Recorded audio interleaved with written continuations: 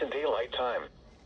At 1:58 p.m. Mountain Daylight Time, a severe thunderstorm was located 14 miles southeast of La Jolla, or 18 miles northeast of Socorro, and is nearly stationary. Hazard, 60 miles per hour wind gusts and half-dollar size hail. Source, radar indicated. Impact, hail damage to vehicles is expected. Expect wind damage to roofs, siding, and trees.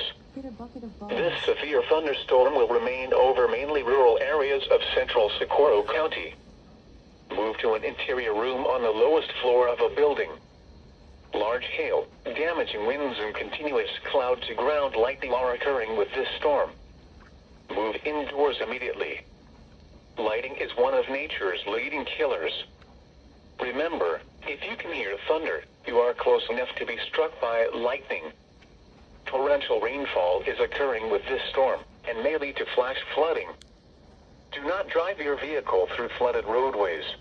Repeating, a severe thunderstorm warning has been issued until 3 p.m. Mountain Daylight Time for the following county: Socorro, New Mexico.